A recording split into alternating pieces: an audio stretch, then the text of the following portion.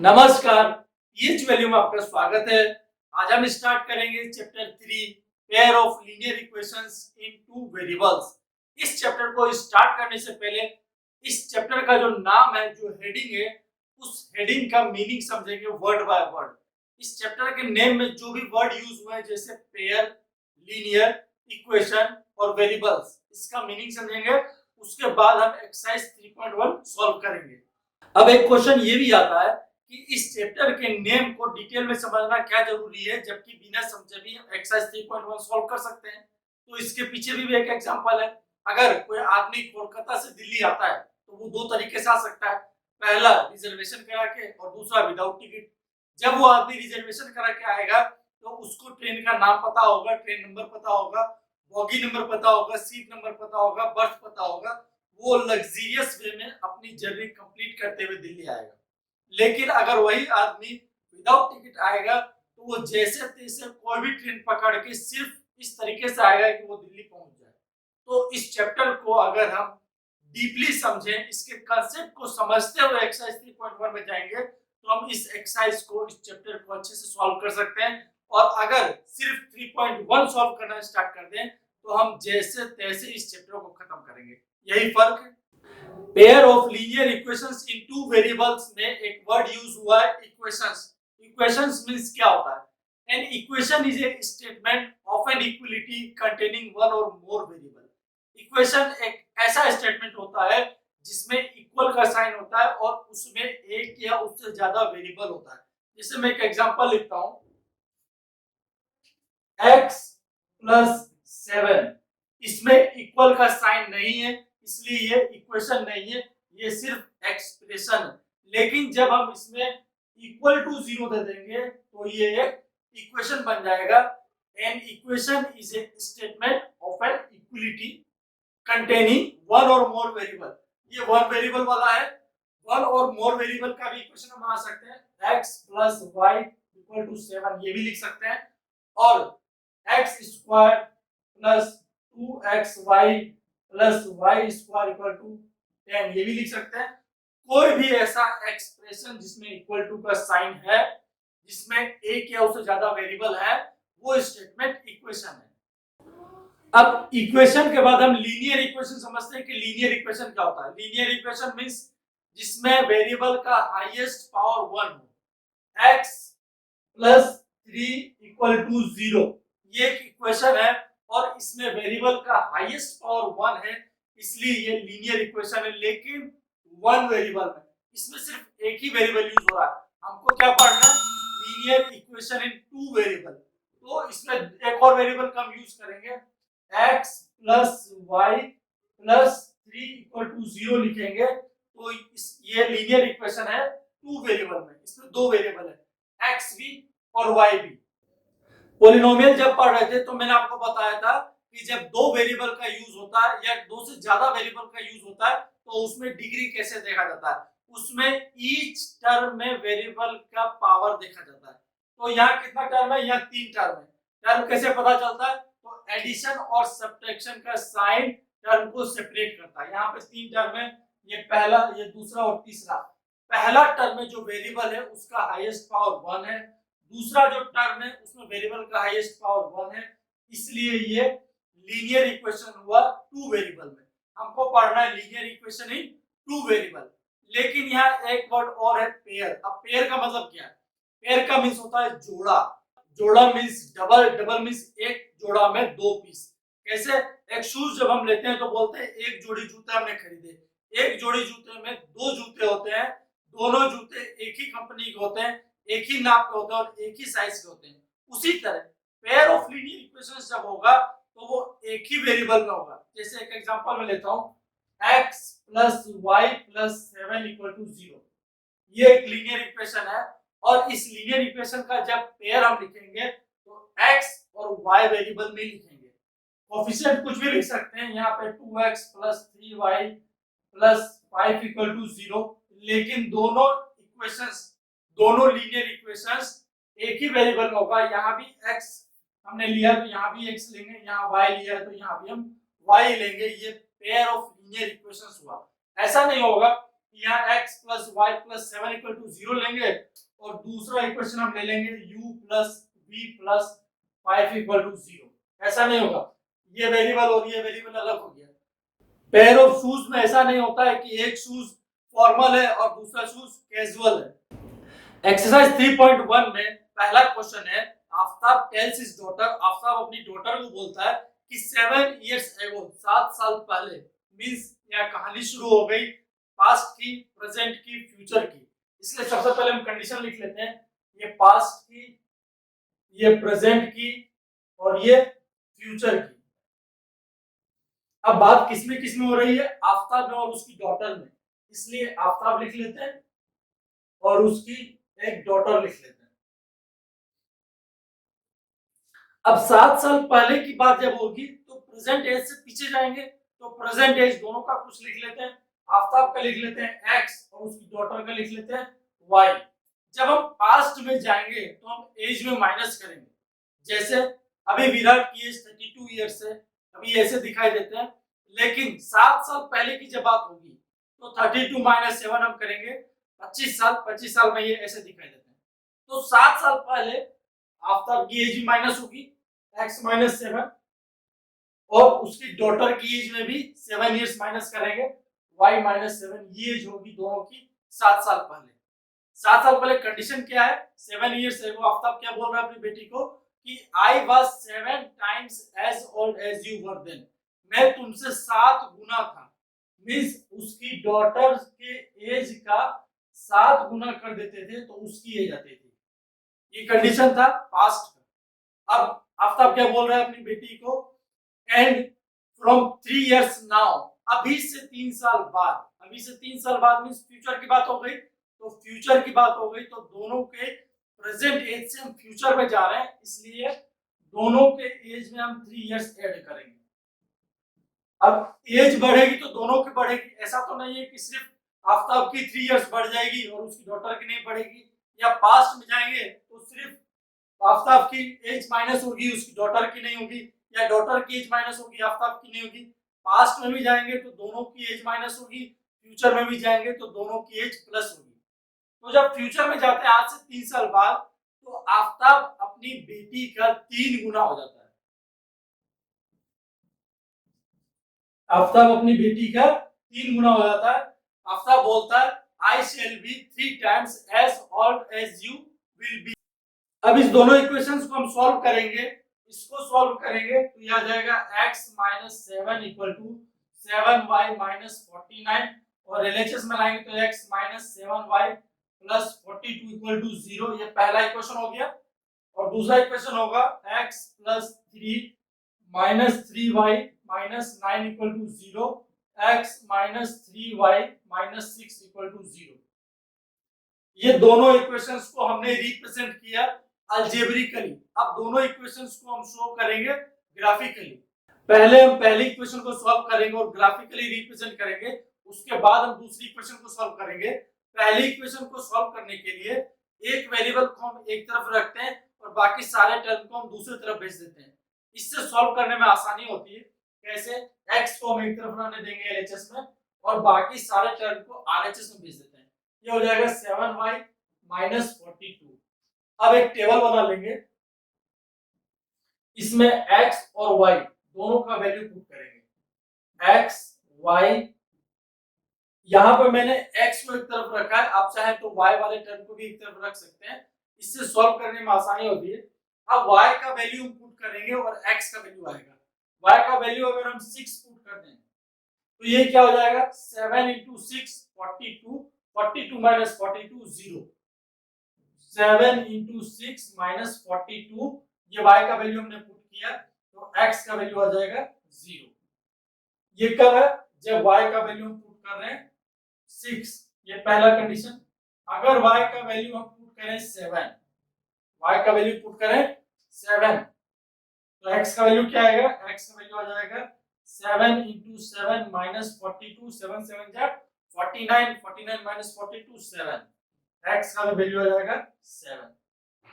अगर y का value हम 5 पुट करें, y का वैल्यू 5 पुट करें किसमें, इस इक्वेशन में y का वैल्यू हम पुट कर देते हैं 5, तो ये क्या आ जाएगा, ये आ जाएगा 7 इंटू 5 माइनस 42, 7 5 जा 35 माइनस 42 माइनस 7, ये आ जाएगा माइनस 7। ऐसे दो कोऑर्डिनेट निकालने से भी ग्राफ प्लॉट किया जा सकता है, लेकिन तीन कोऑर्डिनेट निकालने से ग्राफ गलत होने का चांस कम हो जाता है। अगर दो कोऑर्डिनेट हम निकालते हैं, ये ग्राफ है, एक कोऑर्डिनेट हमारा यहाँ आया, मान लीजिए ए है, और दूसरा यहाँ आया, और इसको हमने ज्वाइन कर दिया, ये ग्राफ बन गया। लेकिन अगर हम तीन कोऑर्डिनेट निकालते और तीसरा कोऑर्डिनेट अगर यहाँ आता सी, तो ये एक ही स्ट्रेट लाइन में तीनों पॉइंट नहीं आ रहा। इसका मतलब है कि इस तीनों पॉइंट में, इस तीनों कोऑर्डिनेट में एक ना एक कोऑर्डिनेट गलत है। अगर सही होता तो ये तीनों पॉइंट एक ही स्ट्रेट लाइन में आता, ये सी भी इसी स्ट्रेट लाइन पर आता।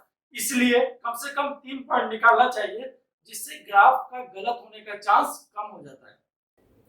अब इन पॉइंट्स को हम प्लॉट करेंगे। पहला पॉइंट है 0 6, पहला पॉइंट है 0 x 0 तो y 6, दूसरा पॉइंट है x 7 तो y 7, और तीसरा है x का वैल्यू -7 तो y का वैल्यू 5।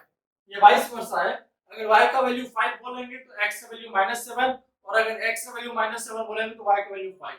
अगर इस इक्वेशन में x का वैल्यू 0 पुट कर देंगे तो y 6 आ जाएगा, x का वैल्यू 7 पुट कर देंगे तो y भी 7 आ जाएगा। ये वाइस वर्सा है, x से पुट करें या y का पुट करें, दोनों का वैल्यू सेम ही आएगा। अब इन पॉइंट्स को प्लॉट करेंगे तो ये इस तरीके से होगा, और जब हम लाइन ड्रॉ करेंगे तो वो लाइन इस तरीके से होगा। अब दूसरी इक्वेशन हम सॉल्व करेंगे, x - 3y - 6 = 0।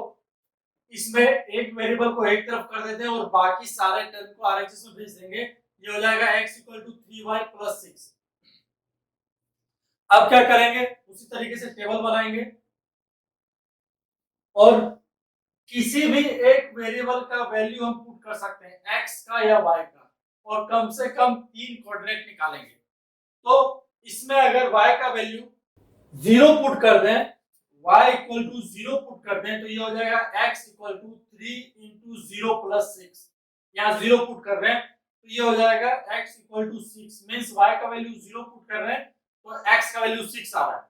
और अगर y का वैल्यू पुट कर देंगे -3, तो ये x हो जाएगा 3 × -3 + 6, 3 × -3 -9, -9 + 6, ये हो जाएगा -3। y का वैल्यू हमने -3 पुट किया तो x का वैल्यू आया -3। अगर y का वैल्यू 1 पुट कर दें, y का वैल्यू 1 पुट कर दें इस इक्वेशन में, तो ये हो जाएगा, ये हो जाएगा 3 × 1 + 6 9, x का वैल्यू हो जाएगा 9।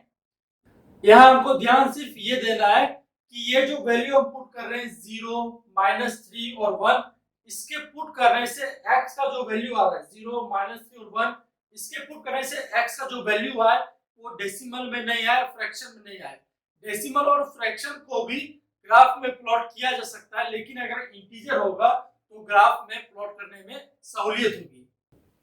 तो हम प्लॉट करेंगे, पहला पॉइंट 6 0, पहला पॉइंट है 6 0, दूसरा है -3 और -3, तीसरा है 9 और 1। इन पॉइंट्स को हम इस तरीके से प्लॉट करेंगे, और जब हम लाइन ड्रॉ करेंगे तो वो ग्राफ इस तरीके से होगा। ये दोनों ग्राफ सेपरेटली है, पहला वाला लाइन का भी और दूसरा वाला लाइन का भी। अगर दोनों लाइन के ग्राफ को हम एक ही ग्राफ में रिप्रेजेंट करें तो वो इस तरीके से होगा। क्वेश्चन नंबर 2 में एक क्रिकेट टीम की कोच 3 बैट्स और 6 बॉल को बाय करती है 3900 रुपीस में। मींस टोटल जो कॉस्ट है 3 बैट प्लस 6 बॉल्स का वो है 3900। उसके बाद वो कोच एक बैट और 3 बॉल्स को बाय करती है 1300 में।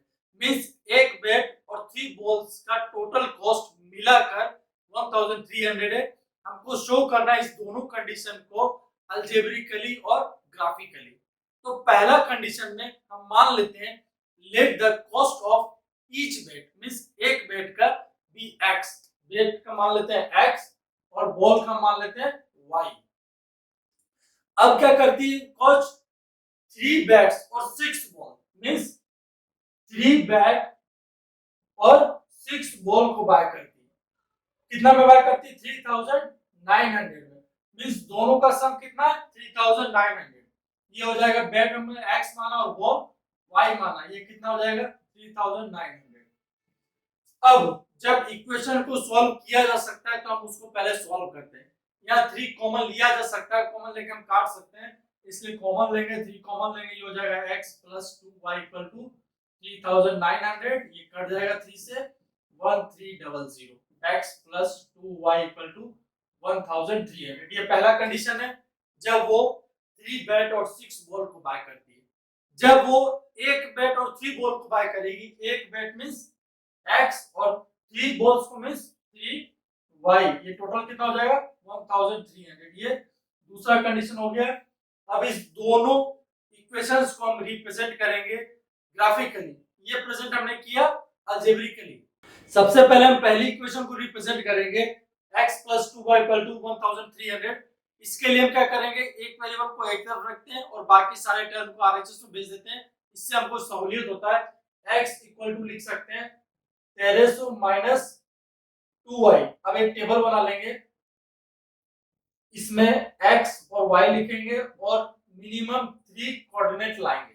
3 कोऑर्डिनेट से हमारे ग्राफ का गलत होने का चांस कम हो जाता है। तो y का वैल्यू अगर हम पुट करें 400, तो x का वैल्यू क्या आ जाएगा? x का वैल्यू आ जाएगा 1300 - 2 × 400, ये हो जाएगा 800। 800 - 1300, ये हो जाएगा 500। मींस x का वैल्यू 500 आ जाएगा कब? जब y का वैल्यू हम पुट कर रहे हैं 400। ये पहला कंडीशन है। दूसरा कंडीशन में जब y का वैल्यू हम 500 पुट कर दें तो ये आ जाएगा 1300 - 2 × 500, ये आ जाएगा 300। मींस y का वैल्यू 500 पुट कर रहे हैं तो x का वैल्यू आ रहा है 300, और y का वैल्यू जब 650 पुट कर देंगे तो 650 × 2 1300, 1300 1300 - 0, मींस y का वैल्यू 650 पुट करेंगे तो x का वैल्यू 0। यहाँ पर कोई भी पॉइंट पुट किया जा सकता है अपने मन से, 400, 300, 250, 10, 2। लेकिन इस ग्राफ को सहूलियत से बनाने के लिए हम ऐसा पॉइंट पुट करेंगे जिससे x का जो वैल्यू आए वो डेसिमल में नहीं आए, फ्रैक्शन में नहीं आए। अब इन पॉइंट्स को हम प्लॉट करेंगे। पहला पॉइंट है 500, 400, दूसरा है 300, 500, और तीसरा है 0, 650। इन पॉइंट्स को जब हम प्लॉट करेंगे तो वो इस तरीके से आएगा, और जब हम लाइन ड्रॉ करेंगे तो वो लाइन इस तरीके से होगा। अब दूसरी इक्वेशन को सॉल्व करेंगे। x = लिखेंगे 1300 - 3y और टेबल बनाएंगे x और y का। y का वैल्यू हम पुट करेंगे इसमें, तो x का वैल्यू फाइंड करेंगे, y का वैल्यू पुट कर देते हैं 400, तो ये क्या आ जाएगा? 400 - 3 1200, 1200 माइनस करेंगे 1300 में तो ये आ जाएगा 100। मींस y का वैल्यू 400 पुट करेंगे तो x का वैल्यू 100। अगर y का वैल्यू 500 पुट कर दें तो ये कितना हो जाएगा? 5 या 1500, 1500 माइनस करेंगे तो -200। y का वैल्यू जब 500 पुट कर रहे हैं तो x का वैल्यू -200, और जब y का वैल्यू 300 पुट कर देंगे तो x का वैल्यू क्या आ जाएगा? 3 3 जा 9, 900, ये आ जाएगा 400। मींस हमारा कोऑर्डिनेट क्या हो गया? 100 और 400, ये पहला कोऑर्डिनेट है। दूसरा है -200 और 500, और तीसरा है 400 और 300। अब इन पॉइंट्स को जब हम प्लॉट करेंगे ग्राफ में तो वो इस तरीके से होगा, और जब लाइन ड्रॉ करेंगे तो वो लाइन इस तरीके से आएगी, और दोनों लाइंस को जब हम एक ही ग्राफ में ड्रॉ करेंगे तो वो इस तरीके से रिप्रेजेंट करेंगे। क्वेश्चन नंबर 3 में 2 केजी एप्पल और 1 केजी ग्रेप्स का कॉस्ट है 160। Means 2 KG Apple plus 1 kg grapes का कॉस्ट है, दोनों मिलाकर कॉस्ट है 160। ये पहला कंडीशन है। और दूसरा कंडीशन है कि 4 केजी एप्पल और 2 केजी ग्रेप्स का कॉस्ट है 300। मींस दोनों मिलाकर 4 KG Apple plus 2 KG grapes, दोनों का कॉस्ट मिलाकर है 300। तो हमको इन दोनों कंडीशंस को रिप्रेजेंट करना है ग्राफिकली और अलजेब्रिकली। तो पहला इक्वेशन हम बनाते हैं। मान लेते हैं let the cost of 1 kg apple be x and cost of 1 kg grapes be y।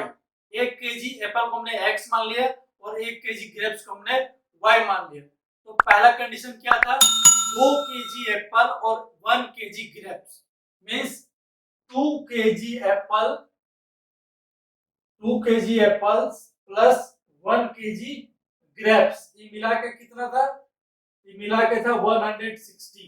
Apple को हमने क्या मान लिया x मींस 2 into x और ग्रेप्स को हमने क्या मान लिया y मींस 1 into y। ये कितना हो गया, ये हो गया 160। तो हमारा इक्वेशन क्या हो गया 2x plus y equal to 160। ये पहला इक्वेशन हो गया पहला कंडीशन से। दूसरा कंडीशन क्या था, 4 KG Apple 4 KG Apple plus 2 KG grapes, ये दोनों मिलाकर कॉस्ट क्या था 300 मींस 4 केजी एप्पल हमने x माना, ग्रेप्स हमने y माना, दोनों मिला के 300 means 2x plus y equal to 150। 2 common लेकर हम काट देंगे, ये दूसरा इक्वेशन हो गया। इस दोनों इक्वेशन को हम रिप्रेजेंट कर रहे हैं अलजेब्रिकली। अब दोनों इक्वेशन को हम रिप्रेजेंट करेंगे ग्राफिकली। पहले हम ये इक्वेशन ले लेते हैं 2x plus y equal to 160। पहले एक टेबल बना लेंगे x और y का, ये x मान लेते हैं और यहाँ y और 3 कोऑर्डिनेट फाइंड करेंगे। 2x plus y equal to 160, इसमें y का वैल्यू पहले पुट कर देते हैं कितना 60, ये पहला कंडीशन है। y का वैल्यू 60 पुट करेंगे तो x का क्या वैल्यू आएगा 60 पुट कर देंगे तो ये हो जाएगा 2x plus 60 equal to 160।